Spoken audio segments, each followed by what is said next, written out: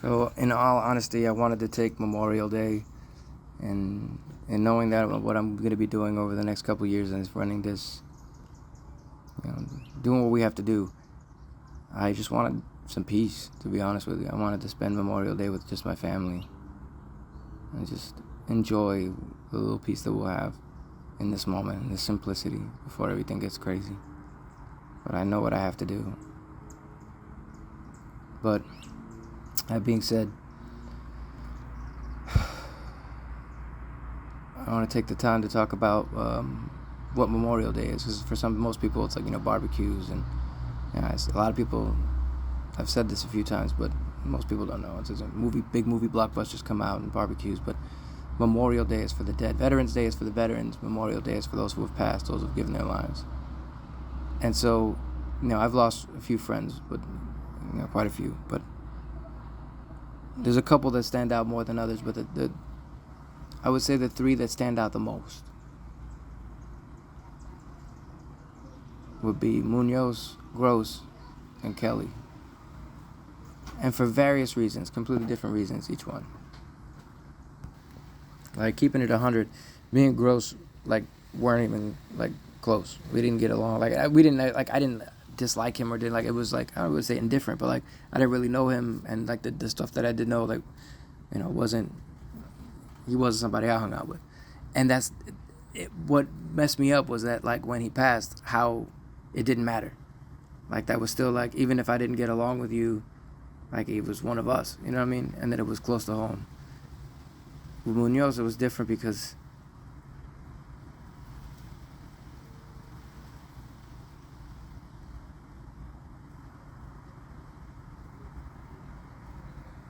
he was so young. It was different because he was so young. He was the same age. At about the time that I had gotten married. He had just gotten married. Him and his wife were young. They were a cute couple. And, I saw a lot of myself in that. And I, just a few years behind, I was like, oh, wow, this kid has such a good future. And, I thought, I was in at the time, I looked like I was getting divorced. So I thought I was in a bad place, and I was hoping to steer them in a better place. And little did I know that was the best. That was where I was supposed to be. But the point being is that that felt different. And also because he wasn't supposed to be there. There were reasons that he wasn't supposed to be there. But that's other politics. The Kelly was the most significant because it wasn't just like a memorial or even just a funeral. I had to go to Delaware, and I had to escort Kelly's family, or Kelly's, himself, to the funeral home, and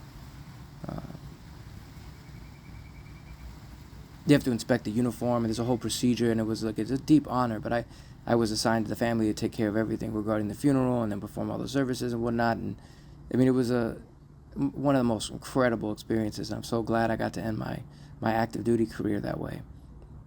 But having to go through and hear and be there with the family through their entire grieving process, and then to learn some of the significant, it's funny because me and him weren't super close, but we did actually have a relationship. I would actually say we were friends, but we were not close. I didn't hang out with this guy, but when I saw him, we'd laugh, and I'll tell you the reason why is because we were in Germany together. So when I first joined the Army, that's my first duty station was in Germany. So he was in a different unit, but we ran into each other periodically. But what really caused us to start interacting more was when we both ended up getting sent to Hawaii. So then being in the same unit in Hawaii, that was different. We weren't in different units, we were in the same unit, so we had that. And then suddenly, we're in Iraq, and at the time I didn't know that he had not only the family, he was very close, but he also had a twin, so he called home a lot. And so I always ran into him using the phone or trying to use the computer in the internet cafe or whatever, and that's how I knew him. We would always interact there. And later on, I would end up actually getting injured. We have received indirect fire. These rockets were coming in, and we didn't know from what direction. It was in the middle of the night, and so as we start running, my platoon sergeant was running in front of me, and there was the buildings that we're in. We were old, I don't know if they were Iraqi police buildings, and that we built the FOB around it. So the forward operating base. So the buildings had like makeshift computers and stuff. So like there was basically computer wires and like some internet cords hanging outside one building and going into another. And he got caught and it choked him in the neck and he fell down. So I saw that, see him hit the ground, and then I look under. I ducked under it, looked back at him, and I was like, oh shit. And at the exact moment that I'm looking back at him, I ended up running into a concrete barrier. Smash, boom. I don't remember if it was my right knee. I think it was my right knee. Boom, right into that thing. And I flipped over it. And now I'm on my back staring up into the sky. And now my platoon sergeant with like coming over is like, hey, get up. And like we looked around, there was like some dust everywhere, but ultimately like there was a boom. And we just looked around and we were like, okay, dust kicked up. I don't know from where, but there's nothing. We had hidden the bunker. There was no more rockets in. Waited a minute or two, and then we were gone. And so I just remember telling that, like, that happened. Like, I ended up going to the medic for my knee or whatever, and then that, So here we are. That was in 2008 in Iraq. Here I am with these, you're wondering how does that tie into Kelly. So when I'm there with the family at a dinner, one of the nights that I'm there handling stuff, and so they actually invited me to come and spend time like with them personally, and I wasn't just, and so they were like, hey, come on and have dinner with us. It was wonderful. And so as I go out with them, whatever, they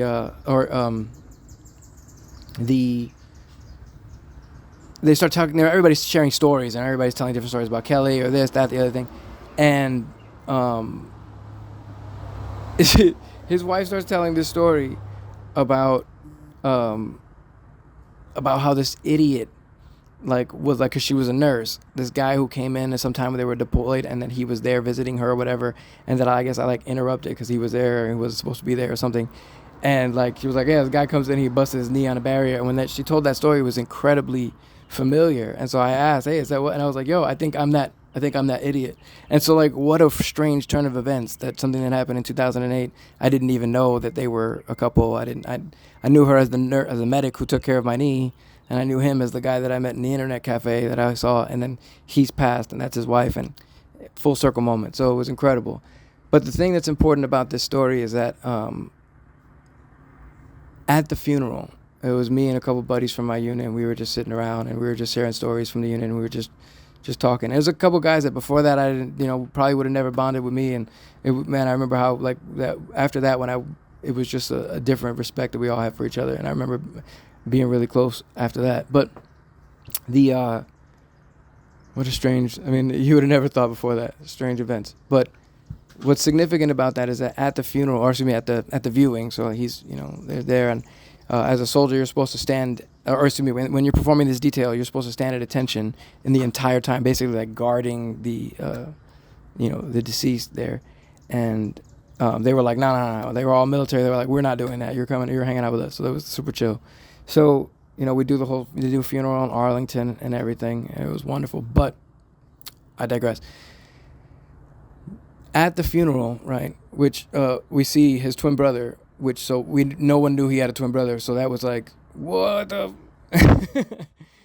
and that was incredible, but shocking. But then moving on, his grandfather comes over to me and while we were just talking, and he says, hey, did you know my grandson? I said, yeah, this is how we knew, and I basically just everything that I explained. And he said, he goes, you ever think about writing down your story, telling your life story? I was like, oh man, nobody cares about that. And the old man, he said, well, I told that to my grandson, that you should write your story. And he said, no, he said the same thing. No, Grandpa, nobody wants to hear that. He said, I did, and I'll never get to hear it. And I was like, wow. And in that moment, I silently made a promise to myself that when I would write my story, I would include that, and I would include as much as I could to honor those who passed, and especially Kelly, in my story. And so now I think that now is the right time for me to pursue writing this book, and also I'm going to make a film. I'm going to make a documentary about this entire process of the campaign, everything in terms of that. But I want to make a film about my life story and about some of those events based on the book. And I'm writing them simultaneously. We're almost done, actually. 92% done. So I want to use the funds from those. I want to see if we can self-fund this as much as possible, and put anything that goes back into the campaign and anything in the campaign back into the community. We don't need to pay for commercials. We have social media. It's free. We need to do the right thing. We need to do the work. And not just ask people for votes, and not ask for empty votes, and not say, oh, we'll get this done next time. That's not what we need to do. We need to show action now. Start putting food in people's bellies. Start putting money in people's pockets, like for real. And so that's what we're gonna. I wanted to make a big announcement. I don't know how to do any of that. So I'm just gonna keep it sincere and this is my announcement. This is what we're doing. We're raising money. Right now we have an ActBlue account, so you can donate on ActBlue. You can donate on. I put a Cash App link. You can donate on Cash App, and then we will also have there's a GoFundMe link, and we can donate on there. And then I will probably be looking at a Kickstarter or an Indiegogo for the film, and I'll be posting links to all that, and all that stuff will be coming out in the next coming weeks. And again, in order to donate, our website will probably be the main source for everything. So on the website is where we'll be doing everything, and I want to outline all the campaign platform, and I'll be making a separate video for anybody who has any questions on where I stand on things. I'm going to outline everything that's currently going on, because there's so much news coming out that it's just so much. So I just want to outline everything that's going on currently, and then all the issues that are persisting and prevailing, and then what we can do going forward, and what the entire plan and outline is, and just complete transparency. So that's coming. It's taking a little while, but we got some great momentum. So that's what we're doing. And thanks for the support from everybody. Sincerely.